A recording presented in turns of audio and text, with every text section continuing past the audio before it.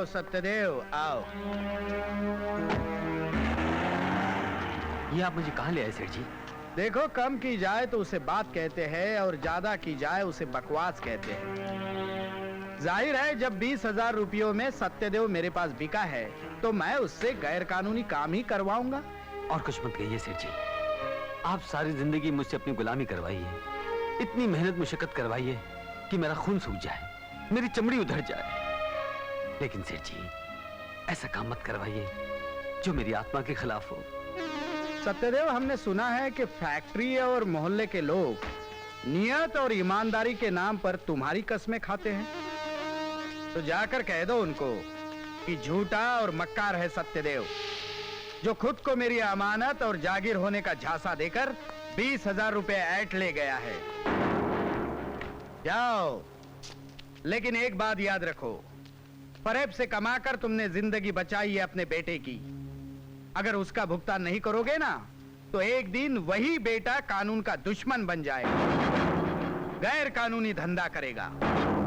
ऐसा मत कहिए सेठ जी, भगवान के लिए उस मासूम को ऐसा श्राप मत दीजिए। अपनी जुबान की भरपाई कर दो, तुम्हारा बेटा इस श्राप से मुक्त हो जाएगा। अपनी बीवी, अपने बच्चे पर किसी भी बद्दुआ का साया न पड़ने पाए, उसके लिए मैं कुछ भी कर सकता हूं। मगर कब तक इस कर्म की भरपाई करता रहूंगा? जिस दिन मैं 20,000 रुपये के एवज में 20 लाख कमा लूंगा उस दिन मुक्त कर दूंगा तुम्हें। ठीक है सेठ जी, मगर मेरी गीता को इस बात की खबर नहीं होनी चाहिए, वरना वो जीते जी मर जाएगी। किसी को कानो कान खबर नहीं होगी।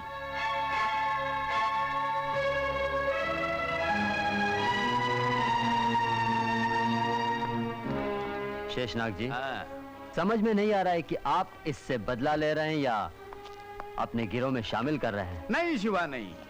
कल ये अपनी जिंदगी की पहली और आखिरी हेराफेरी करेगा, जिसकी खबर भी पुलिस को हम ही देंगे। हमारा थोड़ा सा माल पकड़ा जाएगा, लेकिन सत्य का पुजारी सत्यदेव सलाखों के पीछे, और इसी के साथ ही तुम्हारे भाई के मौत का बदला पूरा हो जाएगा, समझे?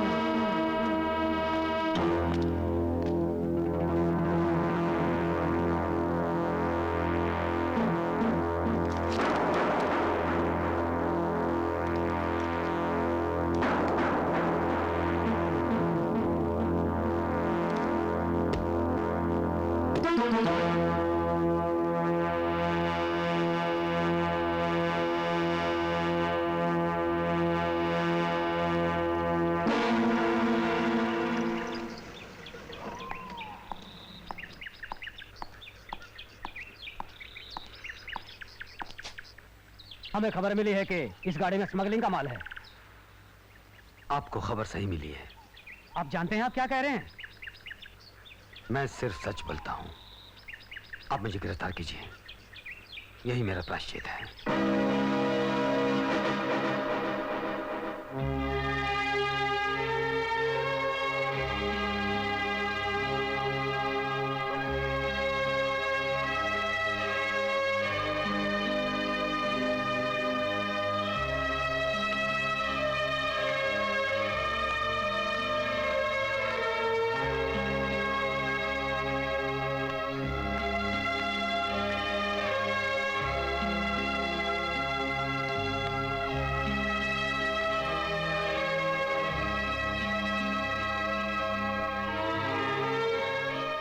सब कुछ तोड़ दिया तुमने, सब कुछ टूटकर बिखर गया। कानून तोड़ा तुमने, इसका तो सिर्फ दुख है मुझे। मगर सत्य का देवता सत्यदेव टूट गया, ये तो कलंक का टीका बन गया मेरे माथे का। ये क्या गीता, सिंदूर की जगह काला टीका? आज करवा चौथ है, अपने पति की सलामती और लंबी उम्र के लिए व्रत रखा है मैंने। ये मेरा धर्म है। वैसे तो आज के दिन हर सुहागन अपने माथे पर सिंदूर का लाल टीका लगाती हैं, पर मैंने तुम्हारा दिया हुआ कलंक का काला टीका लगाया अपने माथे पर। सिद्धांतों की दुहाई देकर तुम्हारा ऑपरेशन नहीं हो पाता गीता। जज्बात से मेरे बेटे की जान नहीं बच जाती। अरे अगर मुझे पता होता मेरी जान, मेरे बच्चे की जिंदगी की कीमत तुम्हारे सिद्धांतों को तोड़कर चुकानी पड़ेगी, तो मैं बाज रहकर बिना औलाद के मर जाना पसंद करती।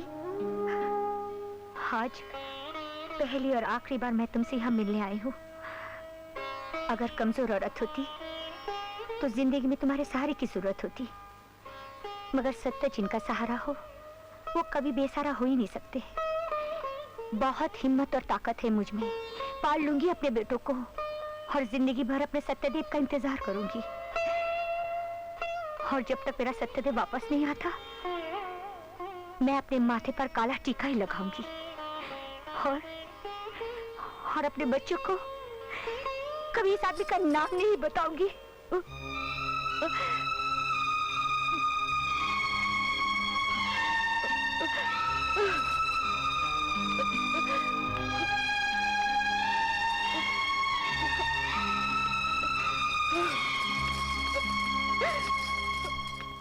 जब तकदीर की मार से रिश्ते टूटते हैं, तब इंसान न तो खुद को दोष दे पाता है और न ही भगवान को।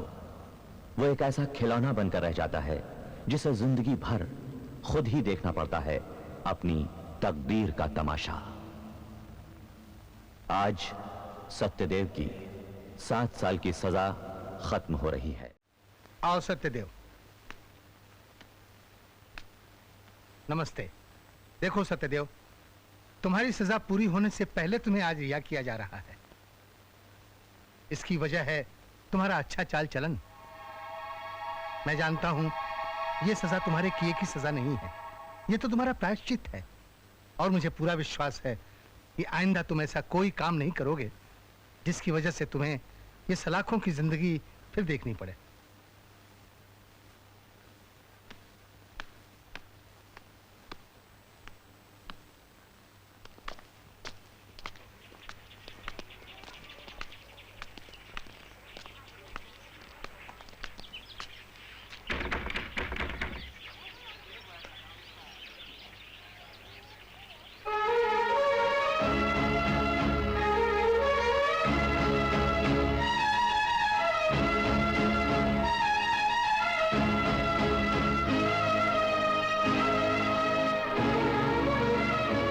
सत्यदेव भैया।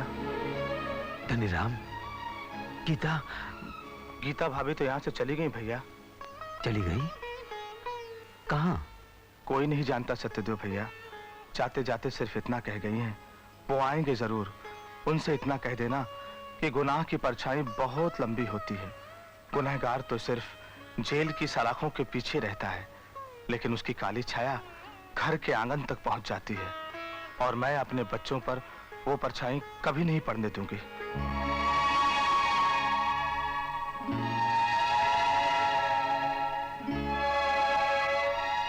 कहाँ जा रहे हो सत्यदेव भैया? मेरी गीता और मेरे बच्चे चले गए तो आज ही सत्यदेव की मौत हो गई। देखो अब अगला जन्म किस रूप में होता है।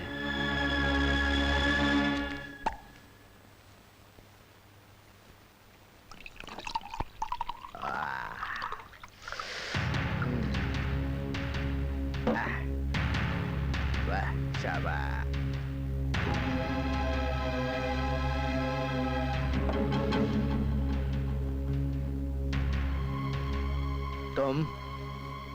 हाँ, मैं तो बर्बाद हो ही चुका हूं शेषनाग। अब तू भी अपनी तबाही से पहले का आखिरी जाम पी ले। चाहते क्या हो तुम? अपनी बर्बादी का हिसाब। गुलामों को बादशाह से अपनी बर्बादी का हिसाब लेने का हक नहीं होता सत्यदेव। फिर तुम किस बात का हिसाब लेने आए हो? जो मेरी आत्मा की किताब में लिखा है शेषनाग, एक मजबूर इंसान की मजबूरी खरीद कर उससे जेल की सलाखों के पीछे मजदूरी कराने का हिसाब।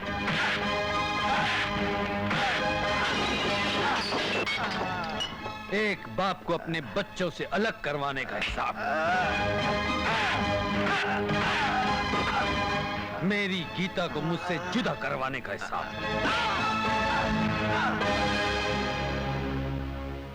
मुझे माफ कर दो सत्यदेव, मुझसे भूल हो गई, मुझे माफ कर दो। सत्यदेव? कौन सत्यदेव? किससे माफी मांग रहा है शेषनाग? सत्यदेव की मौत तो उसी दिन हो गई थी जिस दिन अदालत ने उसे सजा सुनाई थी। अब तेरे लिए एक नए देव का जन्म हुआ है और उसका नाम है देवा। तुझे गुलाम बनाने का बड़ा शौक है ना, और मुझे बादशाह की तरह जीने का। आज के बाद तेरी दौलत, तेरे माल, तेरी जायदाद पर राज करने वाले इस देवा की गुलामी तू करेगा।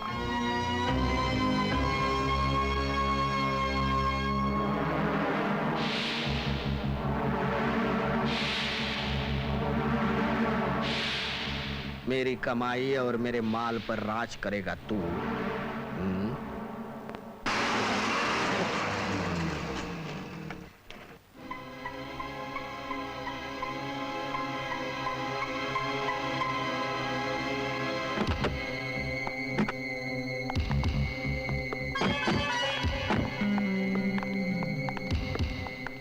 ये रहे आपके 3 करोड़ रुपए।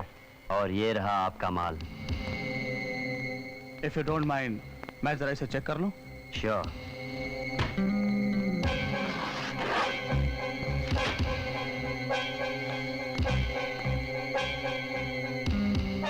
ये माल तो नकली है।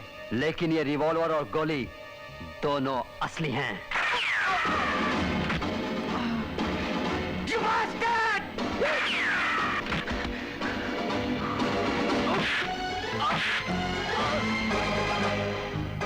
जा हरामजादे, उस कुत्ते शेषनाग से कह देना देवा ने जो वादा किया था ये उसकी पहली कड़ी है।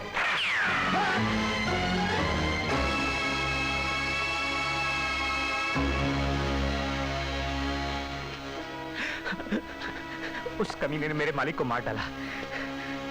मैं उसे जिंदा नहीं छोड़ूंगा। मुझे आपकी मदद की जरूरत है। मैं ऐसे आदमी की कोई मदद नहीं करूंगा जो नशीली चीजों का व्यापार करता हो। मेरा विश्वास कीजिए, आज के बाद मैं वही करूंगा जो आप कहेंगे।